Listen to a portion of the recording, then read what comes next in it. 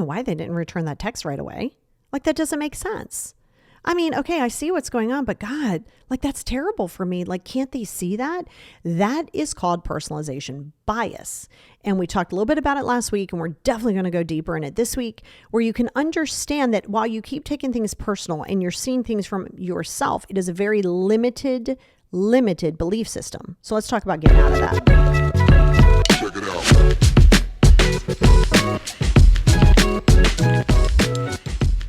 Hey, everybody, and welcome back to the Positivity Experience. It's your girl, Lori, and we're at the end of January. Like, I'm like, what? Like, where did January go? Well, here we are. We're almost in love month. And so, yeah, I cannot wait to talk to you about this personalization bias thing, because last week I was talking to you about it on how, okay, I needed to spend a little bit of time here because I don't think people realize how much that they're doing it. And it's going to take self-awareness, and it's going to take the ability and willingness to look at yourself without judgment and or defensiveness, okay? And there is going to be a worksheet over on Patreon that's going to give you kind of an example of where that would rear its ugly head, and also what that would look like to kind of start shifting that, which again, it's always going to come back to you. Like, everything we ever talk about is always going to come back to you. Oh, so if that's your thing, jump over to patreon.com/the positivity experience, or you can also click the link anywhere that you're getting this podcast. It does come with a worksheet, and you will get the past worksheets. Once I started doing them, you will get them all. But yeah, so I'm going to jump into the reasons that you have this, but it's so important because this is where awareness is going to come into play. So your ego, you know, I've got a whole ego death series. If you don't, now you do. I have an ego death series on my YouTube. Highly encourage you watch that, because confidence can be mistaken, apparently that's a separate word, mistaken for cockiness or ego, when reality, it isn't. But when you're confident and somebody else isn't, it can come off as irritating their sort of insecurities. So they may think that, let them. Like, again, not your problem. Don't take that personal. And there's a personalization bias. And so you're going to see this a lot. You see this a lot in politics, a lot in religion, where you are so limited in scope. So there's two mindsets, and we've talked about both of them on podcasts in the past. So feel free to go back and look at them. And it is growth mentality versus limited, like very limited mentality, right? It's called fixed mentality. So if you have a fixed thought process, you're going to have typically you're going to have a personalization bias, which means everything that you encounter, which, listen, you got to make a conscious effort, because all you can see is yourself. That's all you got. Like, you got your experiences. You only got the lens in which you see things. Right. That's true. So what you have to do is make a conscious effort to realize that, you know what, your life isn't the world is not everything according to you, right? And so your world should be, like I said before, the world's world, but the world should not be. So that goes into number one, and that's self-centeredness, not to be confused too much with ego. Yes, they can go side by side. But what happens is you're taking it, and what you do is you're using your experiences, your emotions, your beliefs, and you're relating that to everything and you're looking at it, and it has everything to do with you. Everything every person says to you, every action they do, everything you see on socials, everything always has to do with you.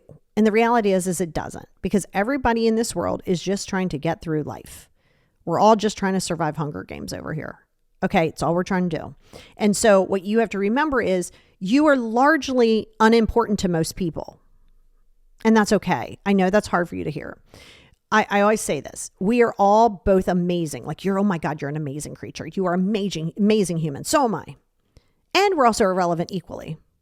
So, and that's hard for your insecurity. It's hard for your insecurity to feel irrelevant, but this doesn't have to do with worth. So I don't want you to feel like, well, they don't care and I'm worthless. And no. That's catastrophizing. That is not where we are. My point to that is very often you want to be more important to the people that are important to you. And you have to accept radically that may not be the case, because you don't know what it is that they're dealing with in their life. You don't know what goals they have. You don't know what they're dealing with emotionally. You have no idea, because you can't see past yourself, right? there's a little lack of empathy when you, and definitely awareness when you are thinking from a self-centered place. This doesn't mean don't put yourself as a priority. It's not what I mean. What I mean by the self-centeredness is realizing that when the neighbor throws a party and doesn't invite you, whatever the case may be, it really has nothing to do with you. Maybe they just don't want you there, and that's okay. But it's your self-centeredness that says, well, and this goes into expectations. A lot of this, what we're going to talk about, goes into expectations. Well, but I would. That's cool, but I'm not gonna. I'm not wrong for not doing it. And that's the other thing. And this is where you see it in politics and religion, mostly, right? Sometimes even money. Like they think that you should spend your money on other things. And okay. And now, if they're trying to help you, then yes. But I mean, if they're just like, oh, don't buy the new phone because it's stupid. Well, why? If they want to buy the new phone, buy the new phone just because you wouldn't. So you got to remember that some of this goes into your inner brat, which is part of your ego, that says, well, I don't like it. And if I don't like it, then it must be wrong. Well, not necessarily. Okay, so self-centeredness comes into play. Limited perspective. This is that fixed mentality. Okay, fixed mentality. And when you're in a fixed mentality, you can only see it from your viewpoint. Now, when you get humbled within your ego and your insecurity starts to improve because you're working on yourself and you realize everybody doesn't have to come around you like that, then you can start seeing other people's perspective. See, sometimes you're so caught up in being right or so caught up in being heard because you weren't heard and all these things that you really don't care what somebody's saying. Like you really don't. Like you do, but only if it sort of aligns with you. So your personalization bias is thinking that everything revolves around you. Like it's always about you. It is not. Right? So when you have that limited perspective and you're only seeing it from your perspective, anybody else who does anything differently is wrong. I don't like it. Okay. You're allowed to not like it, by the way. You're allowed your feelings always. But I think that they're wrong. Why? Well, because it's morally wrong. Why? Might not be to them. Well, I don't like it. I think it's wrong. Okay, you think it's wrong. You know, you see this a lot, especially nowadays when, let's say, your adult children decide they don't want to have kids. Just because you want grandkids does not mean a thing.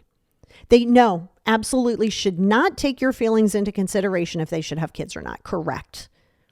They should not take your feelings or your desires in them having children at all. Because at the end of the day, they are the ones that are having the kids. I don't care what you want. It's not about you. So you got to understand that while your viewpoint was like, yeah, but having kids was like my everything. And oh my God, it was amazing. And I don't want them to miss out on that. You're projecting yourself onto them. If they do not want to have children, they do not have to have children. And it may be the best thing for them. And this is where you have to understand that just because your limited viewpoint is this is what you want and this is what you've always done does not mean that everybody else has to do that. If somebody has been practicing a certain religion and they want to go into a different religion, you don't have to love it. I didn't ask you to get on board, but you ridiculing and criticizing and doing all that that's a personality thing. That's a personalization bias right there. Right? So when you can only see it and this is right and don't do this and don't do that and everything is black and white and not gray, then you know that you're in a very fixed mindset. And that goes into a personalization bias because that's all that you're seeing. That's all that you're willing to see. Don't say you can't. That's all that you're willing to see because then that goes into the cognitive dissonance where you're like, oh my God, okay, why are they giving me something to think about? You don't not like it, but it throws you into some weird confusion. You're like, okay, well, this is what I've always believed. Well, wait, what's that? Like, oh my God, what? Like, wait, what? And now your actions, you don't know what to do with your actions. So you have dissonance coming out of you left and right. Okay. So this is where you have to understand that it's one thing that you learn like when you study religion. I love religion as far as a study. And I love it. And especially because I work with people around the world, right? So I work with people in all different types of ways of life, not just, like ways of life, Buddhism, shamanism, things like that. And then with full on religions, down from Catholicism to Christianity, to Judaism, to Muslim, to Scientology. Like I work with everybody. And if you heard any of those religions or spiritual practices that were not yours, That's okay. If you thought, oh God, that's wrong. Why? Why? Because that's what you believe? It's okay to believe that. They don't have to. So this goes, if you're personalization bias, you'll find that these are the people who are always like, no, you have to do it this way. No, you have to do it that way. Of course, that's their own insecurity, but that's the personalization bias. And when you're aware of your own personalization bias, then then you're more able to, I don't want to say correct it, but like work through it and accept, and that's going to be part of the worksheet, right? Is like branching out from where your own viewpoint is and allowing yourself to see things differently, not judging them. That's the big secret, because you can look and be like, yeah, I see it. Yeah, that's cool. That's cool. I mean, I think it's stupid. Why? Well, because I wouldn't do it. Okay, so why are you engaging so much time in this? And so what it does is it forces you to stay present, and it also forces you to see things outside of yourself. Okay, so now we have things like cognitive filters. Okay, those are your beliefs, those are your values, those are your expectations, all of those things. Big one here, cognitive filters, your beliefs. I wanted to do that right after I just talked about religion, because I don't talk about religion. I don't really care to talk about it, but the fact of the matter is it exists, right? And so these things do happen. And I've seen families torn apart because somebody has decided to practice something differently. And then the person who is separated from the family goes on and they live a very fruitful, happy life. And the other people are just, I'm not saying that this happens all the time, so I'm not generalizing. I'm saying in my past experience with clients, they end up sometimes never talking to them again. And then other times the people go, okay, well, I don't like it, but I love you. And I'm willing to just, let's not talk about it. Cool. Oh my God, that's so much maturity. Love that. You don't have to convince them. They don't have to convince you. Because see, the other side of that is, let's say you're the person who leaves and now you're really happy about this. You also don't shove that down somebody else's throat either. If they want to know, they'll ask. So if your beliefs and your values, so let's say your core values come into play where you're like, I don't believe in blank. Okay. Let's say I don't believe in having more than one partner. Okay. And then you meet somebody who's polyamorous, which means they have more than one partner. Why would you judge that? Well, oh God, I wouldn't do it. Okay. But again, why would you judge that? This is where you check yourself. Well, because I wouldn't do it. I hear you. But you're personalizing it like your viewpoint of it should matter, and it should not matter to the other person. Tough pill to swallow for some. No, your opinion should not matter when it comes to what somebody's practicing sexually, politically, religiously. And listen, the world is always going to be half aren't going to like this, half aren't going to like this. And that's the beginning of humanity started that way. It's not going to change. So you can't let yourself get so up there. And then the expectations come into play. Well, why wouldn't they want to change for me? What? No one should ever change for you. And you should never change for another person. That will breed resentments left and right. And it is not going to be a healthy relationship. So you have to understand, sometimes you're looking at it through a filter, through a cognitive filter. That's why when you don't understand something, people panic, right? You guys know I talk to dead people. It's done that all my life. People panic, especially in the 70s and 80s. What do you mean? Like, I can't see it. It's not real. What? Why? Based on what facts? Because I can't see it. Okay, that's you. And so when you get more confident with yourself, other people's personalization bias won't affect you, because you'll be like, oh God, that's about them. Largely when people are criticizing you, not in a healthy way, when they're criticizing you, it's about them. It is about them. Now suddenly you're the parent, you're the person who said, I'm not going to have kids. You and your partner has decided, you know what, we're not even going to get married. We're just going to have like a common law thing. We're just going to have a cool little ceremony that's not legal. And, it's just what we want to do. We're going to go into the mountains and we're going to have a little hippie ceremony. And then you know what? We might have an open relationship. You could hate that. You could never want to do that. And you don't really have to necessarily support it, but you do not get to judge it. If you don't like it, don't do it. If it's problematic for you, then distance. You can't have things both ways, right? You can't say, well, I want them in my life, but I don't want them in my life that way. Then you don't want them in your life. You want a prisoner of someone that makes you comfortable. You want a pet. You don't want a person. And even a pet isn't yours to own and own and own. But that's the reality. And sometimes people don't want to hear that. Why? Because they have a personalization bias. Okay. Then there's an attributed process, or attributed, however you want to say it. And that attributes to various things, very like global things, different causes. And again, we all have a belief system, right? We all have that. And you are allowed that. I'm not saying that you don't, that you're not, right? I personally dedicate, any extra time that I may have, or if people need things from time to time that are animal related, I'm typically going to do that. And there's some people who might think, well, God, you could be doing that with people. Yeah, this is my job. And I do a lot with people, and I do a lot of free stuff with people. So animals mean a whole lot to me, and I'm not going to explain that. So you might look and be like, well, you could do more for people. Yeah, then you do it. I'm good. I'm solid here. You see that a lot with celebrities, actually, or people with a lot of money. They're under this impression that they get to tell people what to do with their money. Well, why would they buy a $700 million car or whatever? Because they want to. What's I think is a waste of money. Well, that's on you. Then don't spend it. Don't do that when you get the $800 million. That's called being aware, emotional regulation, realizing that the world, people see things through a different lens than you, and that is okay. Okay. Now, need for coherence is another thing, right? Very much as human beings, we want to not be better or less. Sometimes people want to be better, but that's insecurity. Less, and we want it to be cohesive. Okay.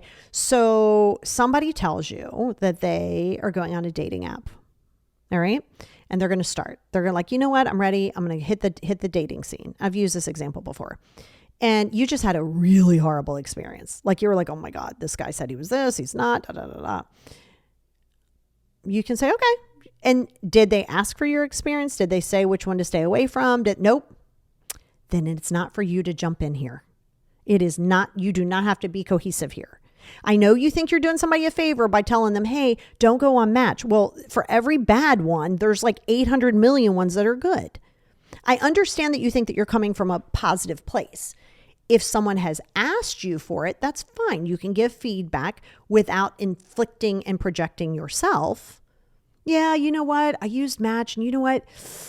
I don't know. Just for me, it wasn't great. I mean, I know some coworkers who seem to swear by it, and all of those things. So be open. Don't just throw your experience as don't do this. Now, I use my experience as teachable moments. You can do whatever you want to them, with them. Like what I mean by that is I'm going to tell you and I'm going to share with you. And I know that I'm giving you things that are quite helpful, and it's not an opinion, it's a fact. Because a lot of it's done in research, and then a lot of it's done in my experience. Well, my experience are facts to me.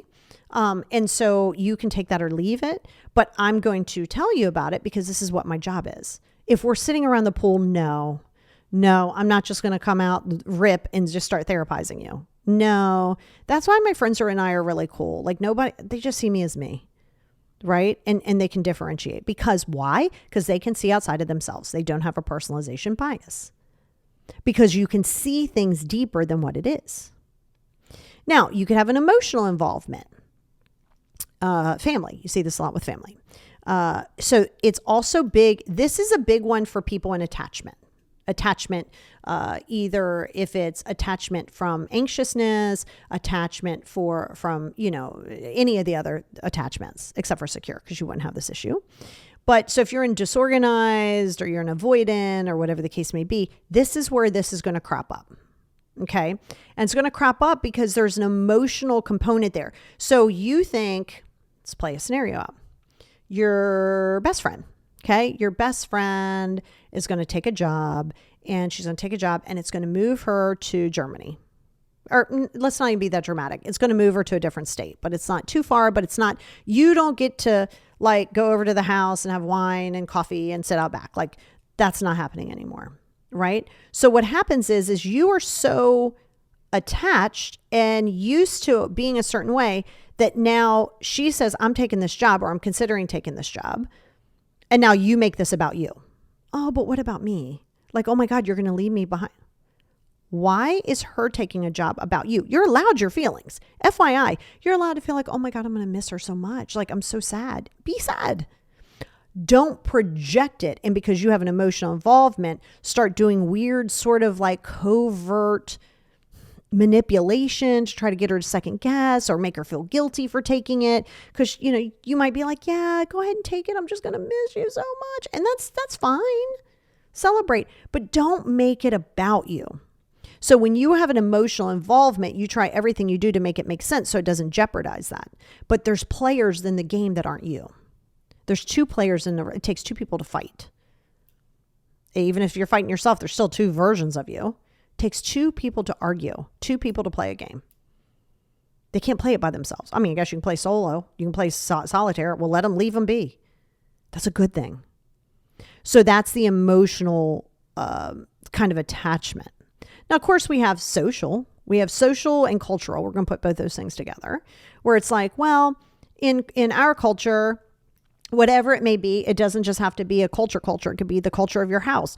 Like, socially, this is what it says that we're supposed to do. Okay, based on what? Oh, because everybody else is doing it. Because your personalization bias wants to feel comfortable. The moment that you're challenged or you want to change things and that becomes a challenge, you start to go into dissonance where you start to panic and you're like, oh my God, but this is what I've believed all my life. But do you believe it now? Well, I'm not sure. Okay, well, calm down and let's give yourself time to look at this. Let's give yourself time to realize what it is that you believe in.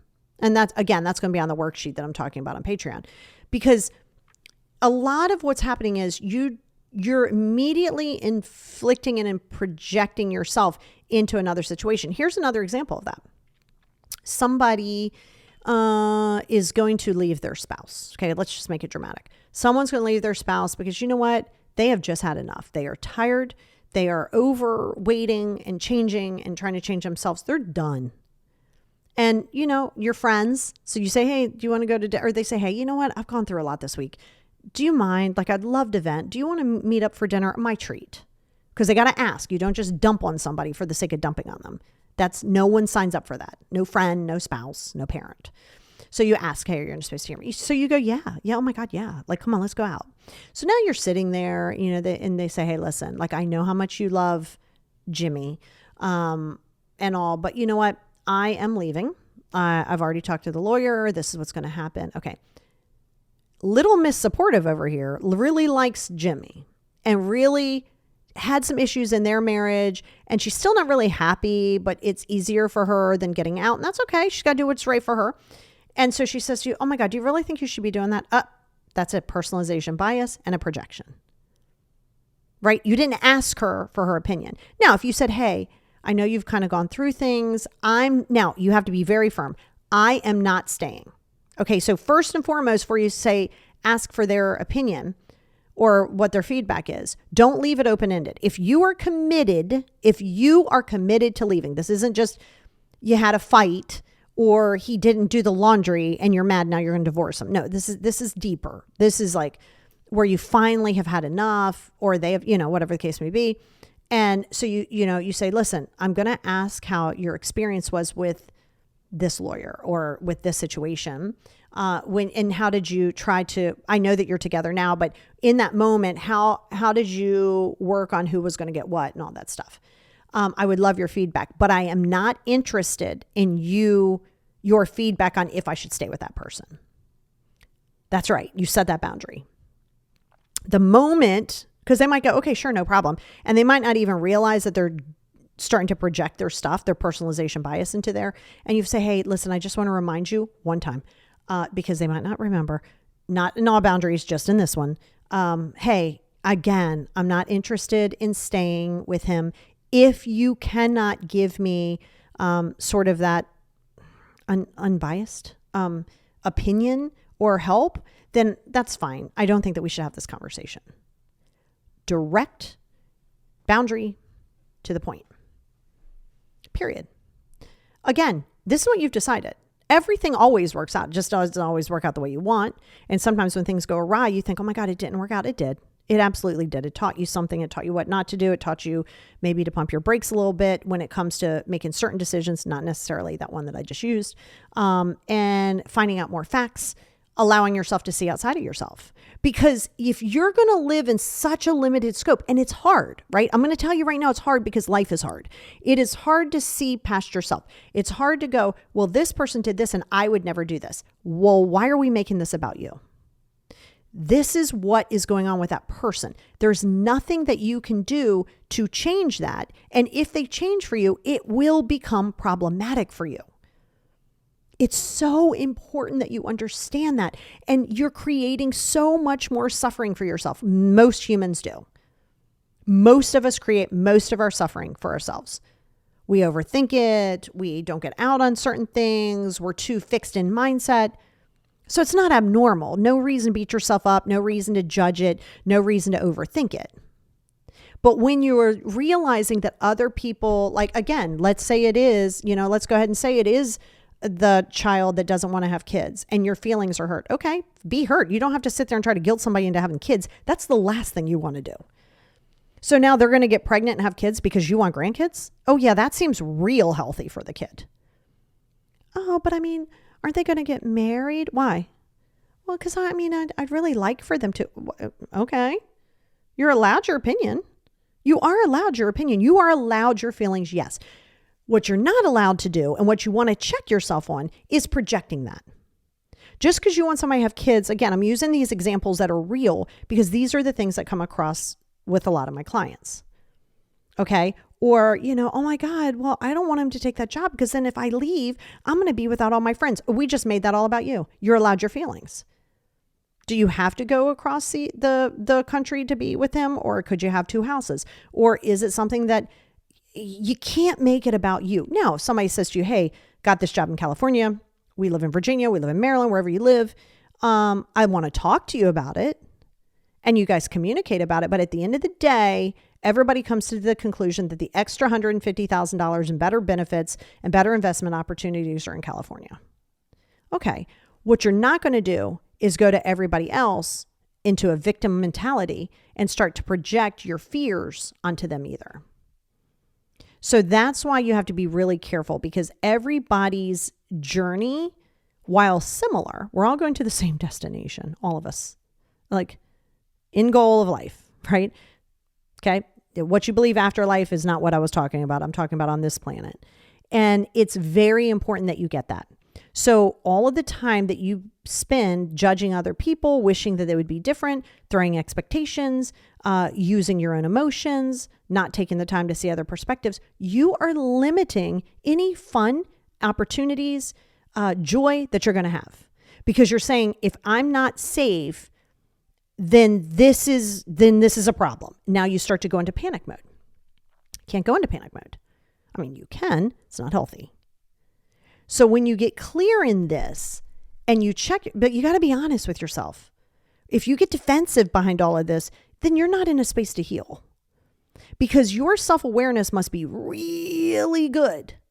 You must be very honest with yourself. And if you find yourself getting a little defensive while listening to this, good. Then that's a wound that you need to heal. It is not the parents. It is not the grandparents. It is not your past narcissist guy or person. And by the way, yes, it creates problems. I understand that. I'm not saying that it's not real. What I'm saying is don't live in that trauma, work on that trauma, and then be aware of, oh, am I using a personalization bias? Oh, am I doing this? Oh, am I doing that?